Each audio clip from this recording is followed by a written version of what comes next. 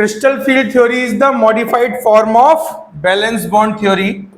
अगर मैं valence bond theory की बात करूं, बैलेंस बॉन्ड थ्योरी में आपने पढ़ा था कि जितने भी आपके जितने भी कॉम्प्लेक्सेस होते हैं उसमें दो तरह के लिगेंड्स हैं, स्ट्रॉन्ग फील्ड और वीक फील्ड लिगेंड।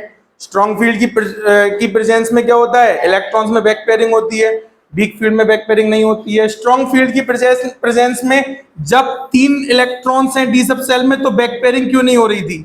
मैंने आपको एक लास्ट में कराया था CrNS3 का होल 6 3+। इस कॉम्प्लेक्स में डी में 3 इलेक्ट्रॉन्स थे, लिगेंड स्ट्रॉन्ग फील्ड लिगेंड था, तब भी बैक पेयरिंग क्यों नहीं हो रही थी? ये चीज बैलेंस बॉन्ड थ्योरी एक्सप्लेन नहीं कर पा रही थी कि यहां पर बैक पेयरिंग क्यों नहीं हो रही। इसकी मॉडिफाइड फॉर्म है क्रिस्टल फील्ड थ्योरी। तो crystal field theory was developed by H. Bethe and B. Black। इन्होंने इसको डेवलप किया था to explain the ionic crystals and their optical properties. Optical properties means they have different type of rotation with respect to plane polarized light. The complex which rotate plane polarized light into clockwise are called dextrorotatory, और जो anti clockwise rotate करेंगे उन्हें लिबोरोटेटरी बोलेंगे। तो ये भी मैं आपको आगे बताऊंगा आइसोमेरिज्म में। अभी मैं आगे बता रहा हूं the main points of this theory are, the first point is according to crystal field theory the bonding in complexes is purely ionic. Bonding किस किस के बीच में होती है? Central metal and ligands. तो सेंट्रल मेटल और लिगेंड्स के बीच में जो बॉन्डिंग होती है वो कैसी होगी? प्योरली आयनिक होगी। आयनिक का मतलब लिगेंड्स लोन पेयर डोनेट करेगा और central metal lone pair accept करेगा। The complex is regarded as the combination of central metal and ligand, as that I have already explained you. Complex आपका तभी बन जाता है जब सेंट्रल मेटल हो और लिगेंड हो। पॉजिटिव नेगेटिव आयन हो या नहीं हो उनसे कोई लेना देना नहीं। कॉम्प्लेक्स आपका किससे बनेगा? Main combination of central metal and ligand. Read the next point third, the interaction between nucleus and ligand are applied to type of forces. जो इंटरेक्शन होगा सेंट्रल मेटल और लिगेंड, आपको पता है सेंट्रल मेटल के पास बैकेंट ऑर्बिटल्स होती हैं, ligands lone pair donate करते हैं किसमें? बैकेंट ऑर्बिटल्स में। अब किसी भी कॉम्प्लेक्स में दो टाइप के इलेक्ट्रॉन्स होंगे, एक तो सेंट्रल मेटल के खुद के इलेक्ट्रॉन्स, सपोज दैट उसके पास खुद के 6 इलेक्ट्रॉन थे और आगे की ऑर्बिटल में लिगेंड ने लोन पेयर डोनेट किए, आगे S में भी किए होंगे, P में भी किए होंगे, D2sp3 हाइब्रिडाइजेशन हो जाएगा, इसमें भी आपके लिगेंड लोन पेयर डोनेट कर रहे होंगे। इधर NS3 NS3 NS3 NS3। Suppose that इस टाइप का आपका एक कॉम्प्लेक्स है जिसमें सेंट्रल मेटल के खुद के भी इलेक्ट्रॉन है और लिगेंड्स ने जो लोन पेयर डोनेट किए वो है, दो टाइप के इलेक्ट्रॉन्स हैं। अब ये इलेक्ट्रॉन्स दो तरह के फोर्सेस लगाते हैं जो लीग कॉम्प्लेक्सेस में लगेगा। पहला लगेगा attraction between nucleus and electrons of ligand. जो सेंट्रल मेटल है उसका न्यूक्लियस लिगेंड से आने वाले लोन पेयर ऑफ इलेक्ट्रॉन पर क्या अप्लाई करेगा? Force of attraction, because nucleus is positively charge and electron lone pair contains negative charge, and positive nucleus applies force of attraction on the lone pair of electron. And another thing, the electrons of central metal itself, जो electron के खुद के electrons होंगे वो उस lone pair पर क्या लगाएंगे? रिपल्सन। भाई जो मेटल के यहां पर अलग अलग सेल्स में इलेक्ट्रॉन्स प्रेजेंट थे, ये तो खुद इस पर क्या लगाएंगे? रिपल्सन। तो दो तरह के फोर्स लगेंगे, attraction between nucleus and electrons of ligand, and another is repulsion between lone pair and electrons of central metal itself. उसके खुद के इलेक्ट्रॉन्स और लोन पेयर ऑफ इलेक्ट्रॉन के बीच में क्या होगा? रिपल्सन। इस रिपल्सन के चक्कर में डी सब सेल जो होती है सेंट्रल मेटल की, जिसमें आपको पता है डी में कितनी ऑर्बिटल्स होंगी? 5 ऑर्बिटल। तो when central metal accept lone pair from the ligands, अब लिगेंड अपने इलेक्ट्रॉन्स हैं, लिगेंड के सेंट्रल मेटल के अपने इलेक्ट्रॉन्स हैं, इनके बीच में क्या होगा? रिपल्सन। और इस रिपल्सन का कॉज क्या बढ़ेगा? जो आपकी डी सब सेल है वो इस रिपल्सन के चक्कर में स्प्लिट हो जाती है। तो आगे देखिए, d subshell of central metal consist 5 orbitals when metal accept lone pair from the ligands, there is repulsion between electrons of metal and lone pair accepted from the ligand. Central metal के खुद के electron और ligand के electron के बीच में क्या होगा, रिपल्सन। इस रिपल्सन का क्या कॉज होगा, this repulsion causes splitting of D subshell into two groups, that is T2G and EG। T2G consists 3 orbitals dxy, dyz, dzx, while EG consists dx square minus y square। बेटा ये minus थोड़ा ऊपर चला गया है, ये minus ऐसे होगा dx square minus y square and dz square। तो ये आपकी 5 ऑर्बिटल्स जो होंगी वो स्प्लिट हो जाएगी दो अलग अलग ग्रुप में, T2G एंड EG। ये तो मैं आपको पहले भी पढ़ा चुका हूं। अब ये स्प्लिटिंग जो होती है वो अलग अलग कॉम्प्लेक्सेस में अलग अलग टाइप की होती है। जैसे पहला टॉपिक है splitting of D orbital in octahedral complexes. Octahedral complexes में क्या होगा, इन ऑक्टाहेड्रल कॉम्प्लेक्सेस ईजी ऑर्बिटल्स, जो ईजी ऑर्बिटल्स होती है splitted in the direction of splitting. Splitting की डायरेक्शन में ही ईजी ऑर्बिटल्स चली जाती हैं, और स्प्लिटिंग की डायरेक्शन में चली जाती है इसलिए ईजी ऑर्बिटल्स जो होती है इनकी एनर्जी ज्यादा हो जाती है, जबकि T2G ऑर्बिटल्स स्प्लिटिंग की डायरेक्शन के अपोजिट चली जाएंगी तो उनकी एनर्जी कम हो जाएगी। T2G की एनर्जी क्या हो जाएगी, कम, EG की बढ़ जाएगी। तो जो ऑर्बिटल्स थी जिनको यहां होना चाहिए था, EG स्प्लिटिंग की डायरेक्शन में चलेगी तो उनकी एनर्जी बढ़ गई, T2G की कम हो गई। T2G में 3 ऑर्बिटल्स थी, EG में कितनी थी, तो स्प्लिटिंग कुछ इस टाइप की होगी आपकी 5 ऑर्बिटल्स की। आपकी 3 ऑर्बिटल्स T2G एक साथ हो जाएंगी, EG एक साथ हो जाएंगी, जिसको यहां नीचे शो किया गया है। You can see the splitting. There are 5 orbitals in d subshell, dxy, dyz, dzx, dx square minus y square and dz square. ये 5 ऑर्बिटल जब किसी कॉम्प्लेक्स को बनाती हैं, लिगेंड फील्ड में आती हैं, लिगेंड फील्ड में आने के बाद ये स्प्लिट हो जाती हैं। 3 ऑर्बिटल्स ऊपर चली जाएंगी, क्यों, क्योंकि ये स्प्लिटिंग की डायरेक्शन में, इसलिए इनकी एनर्जी बढ़ जाएगी 2 ऑर्बिटल्स की, और 3 ऑर्बिटल्स की एनर्जी क्या हो जाएगी, कम हो जाएगी। और ये बात याद रखना बेटा, net energy is 0।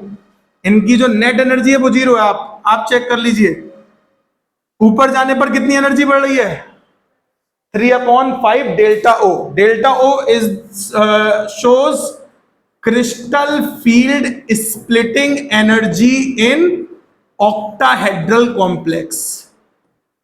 Octahedral complex, delta O का मतलब इतना बड़ा है, crystal field splitting energy in octahedral complexes. Delta O को हम क्या कहेंगे, crystal field splitting energy in octahedral complexes. अब जरा यहां ध्यान से देखिए बेटा, यहां पर डिपेंड करेगा कि CFSE या आपकी CFSE जो है वो नंबर ऑफ इलेक्ट्रॉन्स पे डिपेंड करेगी। अगर एक इलेक्ट्रॉन आपका नीचे जाता है T2G में तो उसकी एनर्जी माइनस में है, माइनस में 2/5। 2/5 का मतलब -0.4। भाई 2/5 का मतलब यही तो हो जाएगा, तो आप इसको -0.4 लिख सकते हो, इसको +0.6 लिख सकते हो, क्योंकि 3/5 कितना हो जाएगा, 0.6। अब अगर मैंने ये कहा 3 ऑर्बिटल की कम हो गई, तो आप देखिए -0.4 कितने ऑर्बिटल्स की हुई, टोटल कितना बना, -1.2, -1.2। अच्छा, +0.6 कितने की हो रही है, 2 ऑर्बिटल की कितना आया, +1.2। नेट डिफरेंस कितना हो गया, net difference in the energy is 0। समझ में आ गई बात। तो जितनी एनर्जी किसी भी ऑर्बिटल की इंक्रीज होगी उसी हिसाब से बाकी ऑर्बिटल्स की डिक्रीज हो जाती है, और जो एनर्जी डिफरेंस होता है उसे हम कहते हैं CFSE इन ऑक्टाहेड्रल कॉम्प्लेक्सेस।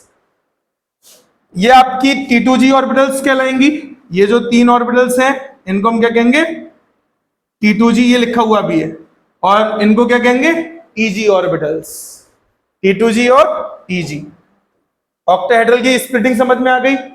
EG की एनर्जी क्यों इंक्रीज हो रही है, क्योंकि EG ऑर्बिटल्स स्प्लिटिंग की डायरेक्शन में होती है, T2G ऑर्बिटल स्प्लिटिंग की डायरेक्शन के अपोजिट होती है, इनकी कम हो जाती है। अब यहां CFSE कैसे कैलकुलेट करेंगे, जरा ध्यान से देखिए बेटा, मैं आपको दिखा रहा हूं, आप ध्यान से देखिए। यहां पर अगर मैं बात कर रहा हूं EG का मतलब -0.4, T2G, और Eg का मतलब प्लस 0.6।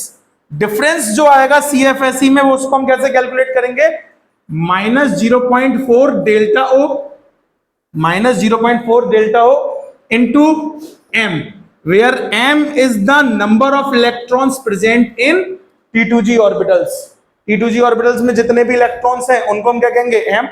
उनके चक्कर में एनर्जी क्या हो रही होगी, डिक्रीज हो रही होगी, तो हमने इसलिए कह दिया -0.4 डेल्टा O कम हो रही है, किसके चक्कर में, m इलेक्ट्रॉन्स के चक्कर में, प्लस 0.6 डेल्टा O इंक्रीज हो रही है, किसके चक्कर में, इसमें प्रेजेंट इलेक्ट्रॉन्स को हमने कह दिया n। n is the number of electron present in Eg orbitals, plus Rp। R और P क्या है बेटा, P is the pairing energy, P is the pairing energy and R is the number of electron pairs, R is the number of electron pairs। ठीक है, तो ये सारी चीजें आपकी इसमें लिखी हुई भी हैं, आप चेक करेंगे। Delta 0.4 delta O -0.4 delta O into m plus 0.6 delta O into n, यहां से अगर आप चेक करो तो दोनों जगह से क्या चीज कॉमन आ जाएगी, डेल्टा O। डेल्टा O को कॉमन ले लिया, क्या बचेगा, -0.4 m plus 0.6 n, delta O into plus Rp।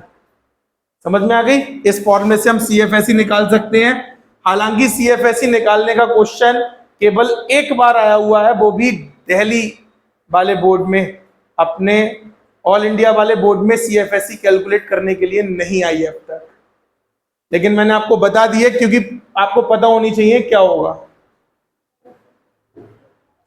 अच्छा, यहां पर m क्या है, number of electrons in T2G, n number of electrons in Eg orbital, P is the pairing energy, R is the number of electron pair. अब बेटा देखो, यहां पर मैं आपको एक बहुत इंपॉर्टेंट बात बता रहा हूं, ऑक्टाहेड्रल कॉम्प्लेक्स और टेट्राहेड्रल कॉम्प्लेक्स चाहे कोई भी हो, लेकिन आपका क्वेश्चन जो आएगा वो 100% ऑक्टाहेड्रल कॉम्प्लेक्स का होगा, टेट्राहेड्रल कॉम्प्लेक्स का नहीं होगा। बहुत श्योर हूं मैं, ऑक्टाहेड्रल कॉम्प्लेक्स ही आएगा आपके पेपर में, टेट्राहेड्रल कॉम्प्लेक्स नहीं आएगा।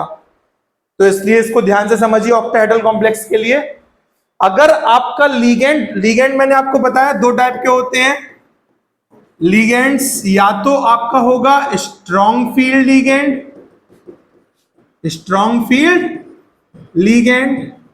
या फिर आपका होगा वीक फील्ड लीगेंड। दो ही टाइप के तो लीगेंड होंगे बेटा, या तो स्ट्रॉन्ग फील्ड लीगेंड या वीक फील्ड लीगेंड।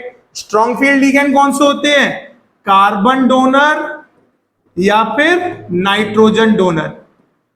जो कार्बन डोनर हो और नाइट्रोजन डोनर हो उनको हम क्या कहेंगे, स्ट्रॉन्ग फील्ड लिगेंड। जैसे मैं एग्जांपल बता दे रहा हूं, COCN -NS3 EN, ये सब आपके स्ट्रॉन्ग फील्ड लिगेंड में आ जाएंगे। वीक फील्ड लिगेंड आपके होते हैं ऑक्सीजन डोनर या फिर हेलोजन डोनर। हेलोजन डोनर मतलब fluorine, chlorine, bromine, iodine. Oxygen donor जैसे H2O हो गया, OH- हो गया, या और कोई ऐसा हो गया जिसमें ऑक्सीजन लोन पे डोनेट कर रहा हो। तो ये आपके वीक फील्ड होते हैं और ये आपके स्ट्रॉन्ग फील्ड होते हैं। वहां पर वैलेंस बॉन्ड थ्योरी में आपने पढ़ा था कि स्ट्रॉन्ग फील्ड लिगेंड अगर कोई है तो इलेक्ट्रॉन्स क्या करते हैं, बैक पेयरिंग। लेकिन यहां आपको एक्चुअल रीजन पता चलेगा होता क्या है। जब आपका लिगेंड स्ट्रॉन्ग फील्ड लिगेंड होता है, कैसा, स्ट्रॉन्ग फील्ड लिगेंड की प्रेजेंस में ऑर्बिटल्स की स्प्लिटिंग एनर्जी जो है वो क्या हो जाएगी, ज्यादा। स्ट्रॉन्ग फील्ड लिगेंड की प्रेजेंस में स्प्लिटिंग एनर्जी क्या हो जाएगी, ज्यादा। अब स्प्लिटिंग एनर्जी अगर ज्यादा हो जाएगी तो पेयरिंग एनर्जी जो है वो कम रह जाएगी। पेयरिंग एनर्जी हर एक की फिक्स होती है। पेयरिंग एनर्जी क्या होती है भाई, इलेक्ट्रॉन पर कैसा चार्ज होता है, माइनस। एक ही ऑर्बिटल में अगर आपने पहला इलेक्ट्रॉन रखा, अब दूसरे इलेक्ट्रॉन को आप इसी ऑर्बिटल में लेके आ रहे हो, तो उस इलेक्ट्रॉन पे भी तो माइनस चार्ज है। दूसरा इलेक्ट्रॉन उसी इलेक्ट्रॉन के साथ पेयर बनाने के लिए भी उसको कुछ ना कुछ एनर्जी रिक्वायर्ड होती है। That is called pairing energy. When we will give the energy, pairing energy, then electrons will get paired in the orbital. तो पेयरिंग एनर्जी रिक्वायर्ड होती है पेयर्ड होने के लिए। अब यहां पर क्या होगा, स्प्लिटिंग एनर्जी ज्यादा हो जाएगी। स्प्लिटिंग एनर्जी ज्यादा हो जाएगी किससे? पेयरिंग एनर्जी से। और आपको पता है इलेक्ट्रॉन्स हमेशा एनर्जी के इंक्रीजिंग ऑर्डर में ही फिल करे जाते हैं। एनर्जी के इंक्रीजिंग ऑर्डर का मतलब पहले अगर पेयरिंग एनर्जी कम है तो पहले क्या करेंगे? इलेक्ट्रॉन ऊपर, भाई अगर ये स्प्लिटिंग एनर्जी बढ़ गई, ऊपर जाना के लिए उसे चाहिए 50 जूल एनर्जी सपोज दैट, और पेयर बनाने के लिए चाहिए 20 जूल, तो पहले वो 20 जूल वाला काम करेगा जिसमें एनर्जी कम लगेगी। तो क्या होगा? स्ट्रॉन्ग फील्ड की प्रेजेंस में इलेक्ट्रॉन ऊपर जाने की बजाय कहां चले जाएगा? नीचे, और नीचे पेयर बनाना शुरू कर देगा। तो जैसे अगर कोई स्ट्रॉन्ग फील्ड वाला लिगेंड है, उसके प्रेजेंस में यहां पर 6 इलेक्ट्रॉन है, तो उन 6 इलेक्ट्रॉन को हम कैसे फिल करेंगे? 1 2 3 4 5, ऊपर ना जाकर कहां चला जाएगा? नीचे ही पेयर कर लेगा, क्योंकि pairing energy is less than the splitting energy. लेकिन वीक फील्ड लिगेंड के केस में अलग होता है। अगर वीक फील्ड लिगेंड है, वीक फील्ड लिगेंड है तो क्या होगा? वीक फील्ड लिगेंड के केस में स्प्लिटिंग एनर्जी कम होगी, कम होगी, पेयरिंग एनर्जी ज्यादा हो जाएगी। और पेयरिंग एनर्जी ज्यादा हो जाएगी। अब पेयर बनाने के लिए 50 चाहिए, मानो 20 चाहिए, पेयर बनाने के लिए 20 जूल एनर्जी चाहिए, और ऊपर जाने के लिए 10 जूल एनर्जी चाहिए। तो इलेक्ट्रॉन पेयर बनाने की बजाय कहां चला जाएगा?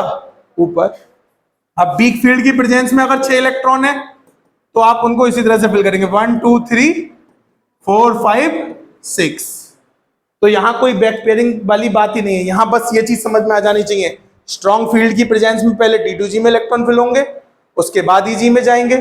वीक फील्ड की प्रेजेंस में एक एक करके आप फिल करेंगे, पहले तीनों इसमें, फिर एक एक EG में, उसके बाद पेयरिंग स्टार्ट होगी। अब जैसे मैंने एक एग्जांपल दिया था अभी 3 इलेक्ट्रॉन वाला, अगर 3 ही इलेक्ट्रॉन है किसी भी कॉम्प्लेक्स की 3 ऑर्बिटल में, तो इन T2G में 3 ही इलेक्ट्रॉन तो फिल कर सकते हो आप। अब चाहे लिगेंड स्ट्रॉन्ग फील्ड हो चाहे वीक फील्ड हो, बैक पेयरिंग का तो कोई मतलब ही नहीं है, इसलिए बैक पेयरिंग होती भी नहीं है, क्योंकि बैक पेयरिंग का कोई कॉन्सेप्ट था ही नहीं। वो तो कुछ कॉम्प्लेक्सेस के लिए लग गया तो उसको दे दिया गया बैलेंस बॉन्ड थ्योरी। लेकिन क्रिस्टल फील्ड थ्योरी एक्चुअल में बताती है कि इस कॉम्प्लेक्स के लिए क्या होना चाहिए, क्योंकि इसमें 3 इलेक्ट्रॉन्स है तो बैक पेयरिंग कुछ होती नहीं है, बैक पेयरिंग कुछ भी नहीं है। यहां पर ये बताएंगे कि अगर स्ट्रॉन्ग फील्ड है तो इलेक्ट्रॉन पहले T2G में पेयर बनाएंगे, वीक फील्ड है तो T2G में सिंगली फील्ड होंगे, उसके बाद EG में फील्ड होंगे, उसके बाद T2G में फिल होंगे, एनर्जी के इंक्रीजिंग ऑर्डर में हम जैसे फिल करते हैं। ठीक है, बात समझ में आ गई? तो देखिए यहां पर पूरा यही लिखा हुआ है, इन the presence of strong field ligand, जरा ध्यान से देखिए बेटा, इन the presence of strong field ligand splitting energy is greater than the pairing energy. Splitting energy क्या होगी? पेयरिंग एनर्जी से ज्यादा होगी, और पेयरिंग एनर्जी से ज्यादा होगी तो इलेक्ट्रॉन पहले पेयर्ड हो जाएंगे T2G में, EG में जाने की बजाय क्या होंगे? पहले T2G ऑर्बिटल में पेयर्ड हो जाएंगे, देन फिल्ड इन EG, उसके बाद EG में फिल होना शुरू होंगे। पहले T2G में पेयर्ड होंगे, उसके बाद EG में फिल होंगे। ऐसे ही in the presence of weak field ligand pairing energy becomes greater than the splitting energy, because splitting energy is less. Splitting energy कम हो जाएगी, पेयरिंग एनर्जी ज्यादा हो जाएगी, तो इलेक्ट्रॉन्स क्या होंगे? पहले EG में फिल हो जाएंगे, उसके बाद पेयर बनाएंगे T2G में, क्योंकि पेयरिंग एनर्जी ज्यादा होगी, पेयर नहीं बनेगा। समझ में आ गई बात? ये उतनी बात लिखी हुई जो मैंने आपको एक्सप्लेन की है। ऐसे ही बेटा स्प्लिटिंग होती है d ऑर्बिटल की टेट्राहेड्रल कॉम्प्लेक्सेस में। टेट्राहेड्रल कॉम्प्लेक्सेस के लिए बिल्कुल अपोजिट, उसमें T2G कहां थी? नीचे, इसमें T2G और EG। लेकिन टेट्राहेड्रल कॉम्प्लेक्सेस के लिए, टेट्राहेड्रल और ऑक्टाहेड्रल कॉम्प्लेक्सेस की स्प्लिटिंग में डिफरेंस करने के लिए इसमें G यूज नहीं किया जाता, G केवल ऑक्टाहेड्रल के लिए यूज किया जाएगा। तो इसलिए यहां पर आपकी T2G की जगह क्या यूज करेंगे हम? T2, और EG की जगह क्या यूज करेंगे? E। आप देखिए इस डायग्राम को, ये ऑर्बिटल E है और ये T2 है, यहां G नहीं लगेगा। ठीक है, बाकी स्प्लिटिंग सेम है। इस बार T2 की एनर्जी ज्यादा क्यों हो गई? Because these orbitals split in the direction of splitting, ये स्प्लिटिंग की डायरेक्शन में चली जाएंगी, इनकी एनर्जी इंक्रीज हो जाएगी, EG की एनर्जी डिक्रीज हो जाएगी, और रेशियो फिर से सेम रहेगा। इसका रेशियो फिर से क्या होगा? ये प्लस 0.4 और ये माइनस 0.6, जो 3 होंगी वो हमेशा 0.4 के साथ रहेंगी, ये माइनस 0.6। आप फिर से निकाल के देखो, प्लस 0.4 कितने ऑर्बिटल्स की हो रही है? 3। तो प्लस का 1.2, ऐसे ही माइनस 0.6 दो की हो रही है, माइनस 1.2, नेट डिफरेंस इज 0। समझ में आ गई बात? इसके बाद इसके लिए भी बिल्कुल CFSE हम उसी तरह से निकाल सकते हैं। जैसे यहां पर 0.6 माइनस की है तो यहां पहले माइनस में आ जाएगा, माइनस 0.6 डेल्टा ओ की जगह यहां क्या हो गया, delta t into n. N is the number of electrons present in EG orbitals और E ऑर्बिटल, इसलिए n पहले आ जाएगा, plus 0.4 delta t into m. और फिर से आप डेल्टा टी को कॉमन ले लोगे, फाइनल फॉर्मूला आपका ये आ जाएगा। और R और P तो आपको पता ही है, P is the pairing energy, R is the number of electron pair.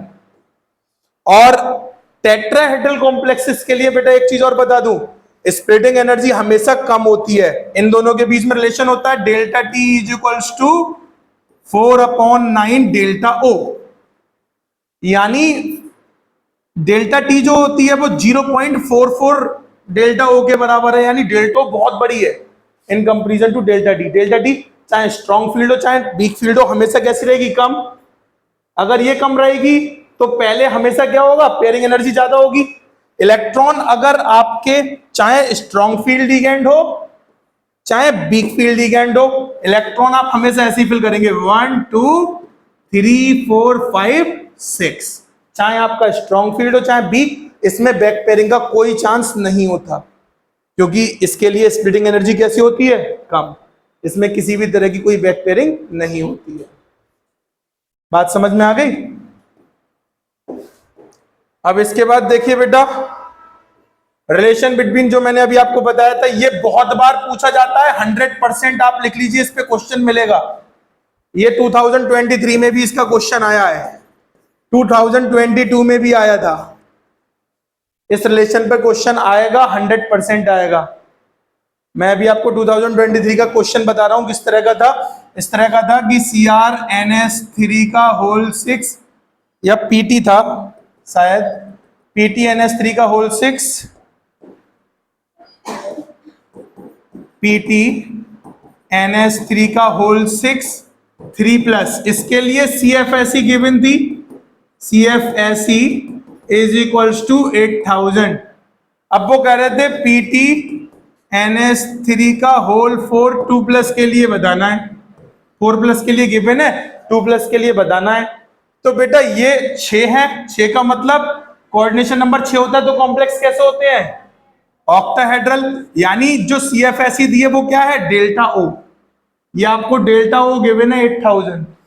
अब वो पूछ कर रहे हैं इस कॉम्प्लेक्स के लिए 4 का मतलब क्या हो गया, टेट्राहेड्रल, तो डेल्टा T पूछेंगे। Delta T is equal to 4/9 delta O, delta O की वैल्यू रख दो यहाँ पर 8000, सॉल्व करोगे 2 मिनट में आंसर आ जाएगा। 100% क्वेश्चन इस टाइप का मिलेगा आपको बोर्ड में, MCQ में क्वेश्चन आया हुआ था ये। मैं आपको पेपर दिखाऊंगा, आपको क्लियर हो जाएगा तब। ठीक है, तो ये आपकी क्रिस्टल फील्ड थ्योरी है। इसके कुछ क्वेश्चंस करा रहा हूं मैं, इसके बाद आप क्वेश्चन लिखिए, क्वेश्चन लिखिए। हाँ बिल्कुल, इसी पर लिख लीजिए। देखिए बेटा इधर ध्यान से समझिए, आपको कॉम्प्लेक्स गिवन है CrNS3 का होल 6 Cl3, अच्छा सॉरी CO है, तो Cr हटा दे रहे हैं, यहां से CO कर ले रहे हैं, CONS3 का होल 6 Cl3। क्या आप बता सकते हो इसमें सेंट्रल मेटल कौन सी है, सेंट्रल मेटल आप तुरंत बता दोगे, जो कि इसमें क्या है, कोबाल्ट, और इसका एटॉमिक नंबर, इस पर चार्ज, इसका एटॉमिक नंबर हो गया 27, इस पर चार्ज कितना आएगा बेटा, ये तो मैंने आपको बताया ही है, कोबाल्ट के केस में +3 के अलावा आपको कुछ मिलेगा ही नहीं। कोबाल्ट के केस में कॉम्प्लेक्सेस में हमेशा कितना मिलेगा, +3। तो आपके लिए चार्ज मिल गया। अब कोबाल्ट का एटॉमिक नंबर, इसका कॉन्फ़िगरेशन आप लिखेंगे आर्गन 4s2 और 3d7। +3 वाले का क्या हो जाएगा बेटा, +3 का मतलब 3 इलेक्ट्रॉन कम करने हैं, 2 यहां से गए 1 यहां से गया, तो कॉन्फ़िगरेशन हो गया 4s0 3d6। अब इसके पास जो d सबसेल है जिसमें कितनी ऑर्बिटल्स थी, जिसमें कितनी ऑर्बिटल्स थी डी में? 5, 1 1 2 3 4 5। ये डी ऑर्बिटल आपकी स्प्लिट हो जाती है किसमें? दो अलग अलग एनर्जी लेवल में। ये वाला एनर्जी कम हो गई और ये वाली ज्यादा होगी। देखो बेटा, आप जब यहां पर ये बनाएंगे ना तो आपको ये दिख जाएगा कि the energy difference is greater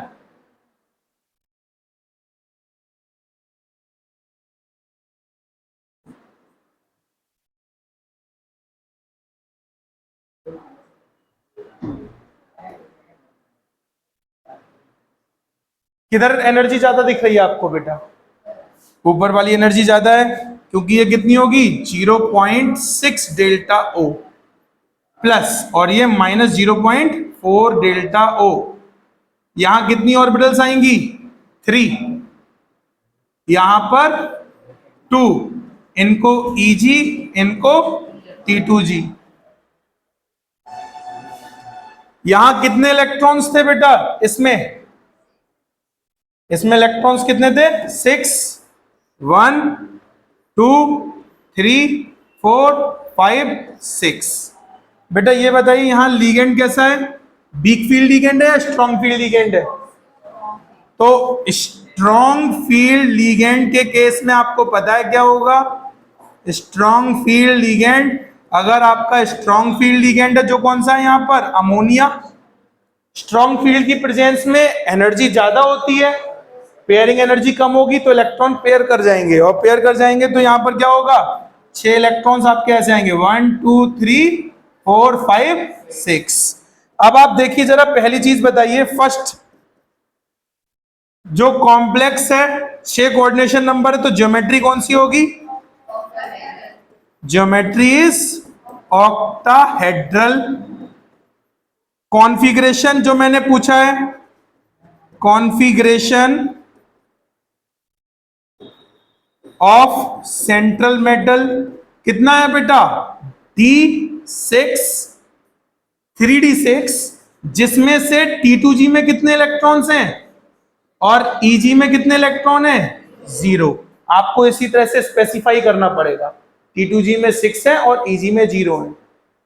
ठीक है। तीसरी चीज, कोई अनपेयर्ड इलेक्ट्रॉन है क्या? नहीं है, तो बिहेवियर कैसा होगा? डायामैग्नेटिक। आप चेक कर लीजिए, ये कॉम्प्लेक्स मैंने आपको बैलेंस बॉन्ड थ्योरी में भी कराया था और वहां भी इसका बिहेवियर डायामैग्नेटिक था, ज्योमेट्री ऑक्टाहेड्रल थी और लीगेंड आपका यही था। और स्ट्रॉन्ग फील्ड लीगेंड की प्रेजेंस में हाइब्रिडाइजेशन D2sp3 होगा, वीक फील्ड की प्रेजेंस में sp3d2 होगा। ठीक है।